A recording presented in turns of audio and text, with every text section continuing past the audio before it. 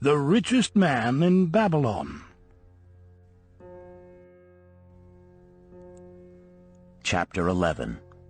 An Historical Sketch of Babylon. In the pages of history there lives no city more glamorous than Babylon. Its very name conjures visions of wealth and splendor. Its treasures of gold and jewels were fabulous. One naturally pictures such a wealthy city as located in a suitable setting of tropical luxury, surrounded by rich natural resources of forests and mines. Such was not the case. It was located beside the Euphrates River in a flat, arid valley. It had no forests, no mines, not even stone for building. It was not even located upon a natural trade route. The rainfall was insufficient to raise crops. Babylon is an outstanding example of man's ability to achieve great objectives using whatever means are at his disposal. All of the resources supporting this large city were man-developed. All of its riches were man-made. Babylon possessed just two natural resources: a fertile soil and water in the river. With one of the greatest engineering accomplishments of this or any other day, Babylonian engineers diverted the waters from the river by means of dams and immense irrigation canals. Far out across that arid valley went these canals to pour the life-giving waters over the fertile soil. This ranks among the first engineering feats known to history. Such abundant crops as were the reward of this irrigation system the world had never seen before. Fortunately, during its long existence, Babylon was ruled by successive lines of kings to whom conquest and plunder were but incidental. While it engaged in many wars, most of these were local or defensive against ambitious conquerors from other countries who coveted the fabulous treasures of Babylon. The outstanding rulers of Babylon live in history because of their wisdom, enterprise, and justice. Babylon produced no strutting monarchs who sought to conquer the known world that all nations might pay homage to their egotism. As a city, Babylon exists no more. When those energizing human forces that built and maintained the city for thousands of years were withdrawn, it soon became a deserted ruin.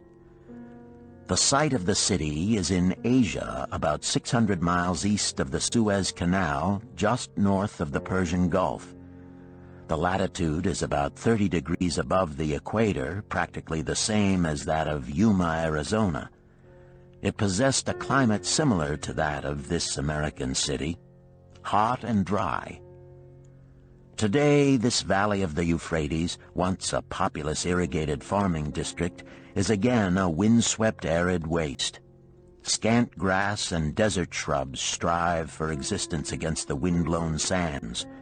Gone are the fertile fields, the mammoth cities, and the long caravans of rich merchandise. Nomadic bands of Arabs, securing a scant living by tending small herds, are the only inhabitants. Such it has been since about the beginning of the Christian era. Dotting this valley are earthen hills. For centuries they were considered by travelers to be nothing else. The attention of archaeologists were finally attracted to them because of broken pieces of pottery and brick washed down by the occasional rainstorms. Expeditions, financed by European and American museums, were sent here to excavate and see what could be found. Picks and shovels soon proved these hills to be ancient cities. City graves, they might well be called. Babylon was one of these. Over it for something like 20 centuries, the winds had scattered the desert dust. Built originally of brick, all exposed walls had disintegrated and gone back to earth once more. Such is Babylon, the wealthy city, today. A heap of dirt, so long abandoned that no living person even knew its name until it was discovered by carefully removing the refuse of centuries from the streets and the fallen wreckage of its noble temples and palaces. Many scientists considered the civilization of Babylon and other cities in this valley to be the oldest of which there is a definite record. Positive dates have been proved reaching back 8,000 years. An interesting fact in this connection is the means used to determine these dates. Uncovered in the ruins of Babylon were descriptions of an eclipse of the sun. Modern astronomers readily computed the time when such an eclipse, visible in Babylon, occurred, and thus established a known relationship between their calendar and our own. In this way, we have proved that 8,000 years ago, the Sumerites who inhabited Babylonia were living in walled cities. One can only conjecture for how many centuries previous such cities had existed. Their inhabitants were not mere barbarians living within protecting walls. They were an educated and enlightened people. So far as written history goes, they were the first engineers, the first astronomers, the first mathematicians, the first financiers, and the first people to have a written language. Mention has already been made of the irrigation systems which transformed the arid valley into an agricultural paradise. The remains of these canals can still be traced, although they are mostly filled with accumulated sand. Some of them were of such size that, when empty of water, a dozen horses could be ridden abreast along their bottoms. In size they compare favorably with the largest canals in Colorado and Utah.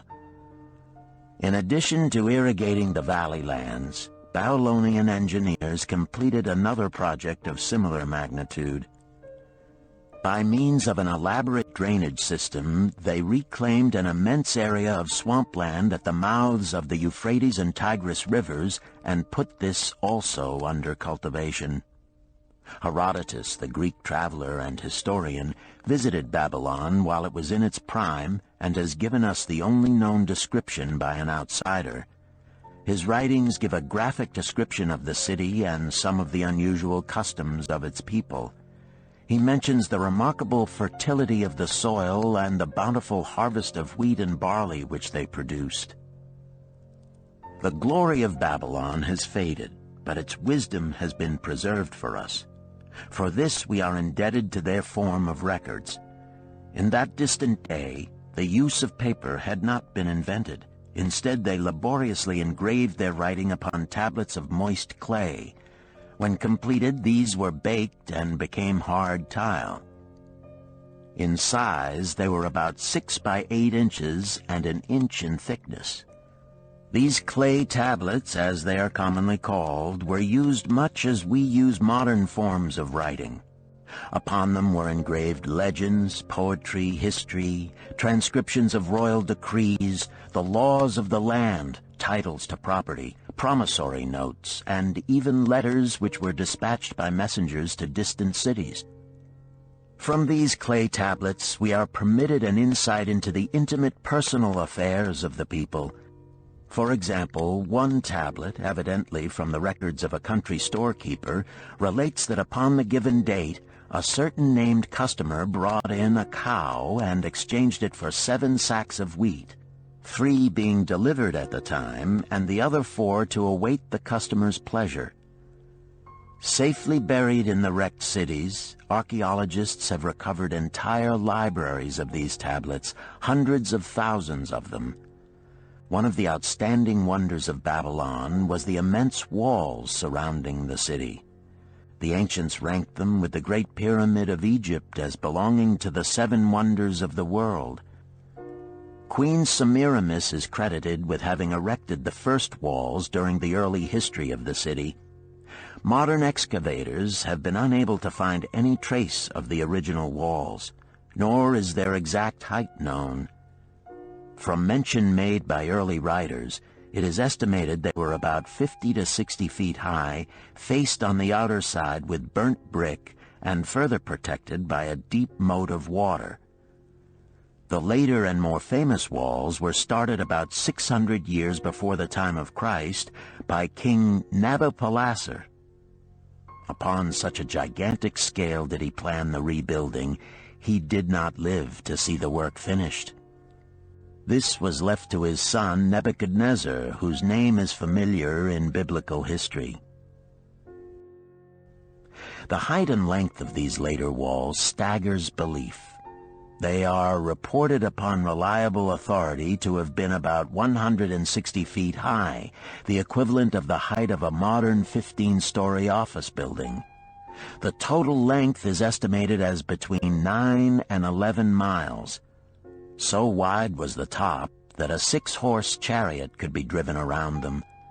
Of this tremendous structure, little now remains except portions of the foundations and the moat. In addition to the ravages of the elements, the Arabs completed the destruction by quarrying the brick for building purposes elsewhere. Against the walls of Babylon marched, in turn, the victorious armies of almost every conqueror of that age of wars of conquest. A host of kings laid siege to Babylon, but always in vain. Invading armies of that day were not to be considered lightly. Historians speak of such units as 10,000 horsemen, 25,000 chariots, 1,200 regiments of foot soldiers with 1,000 men to the regiment. Often 2 or 3 years of preparation would be required to assemble war materials and depots of food along the proposed line of march. The city of Babylon was organized much like a modern city. There were streets and shops. Peddlers offered their wares through residential districts. Priests officiated in magnificent temples. Within the city was an inner enclosure for the royal palaces. The walls about this were said to have been higher than those about the city. The Babylonians were skilled in the arts. These included sculpture, painting, weaving, gold working, and the manufacture of metal weapons and agricultural implements. Their jewelers created most artistic jewelry. Many samples have been recovered from the graves of its wealthy citizens and are now on exhibition in the leading museums of the world. At a very early period, when the rest of the world was still hacking at trees with stone-headed axes, or hunting and fighting with flint-pointed spears and arrows, the Babylonians were using axes, spears, and arrows with metal heads. The Babylonians were clever financiers and traders. So far as we know, they were the original inventors of money as a means of exchange, of promissory notes, and written titles to property. Babylon was never entered by hostile armies until about 540 years before the birth of Christ. Even then, the walls were not captured. The story of the fall of Babylon is most unusual. Cyrus, one of the great conquerors of that period, intended to attack the city and hoped to take its impregnable walls. Advisors of Nabonidus, the king of Babylon, persuaded him to go forth to meet Cyrus and give him battle without waiting for the city to be besieged. In the succeeding defeat to the Babylonian army, it fled away from the city. Cyrus thereupon entered the open gates and took possession without resistance. Thereafter, the power and prestige of the city gradually waned until, in the course of a few hundred years, it was eventually abandoned, deserted, left for the winds and storms to level once again to that desert earth from which its grandeur had originally been built. Babylon had fallen, never to rise again, but to it civilization owes much. The eons of time have crumbled to dust the proud walls of its temples, but the wisdom of Babylon endures.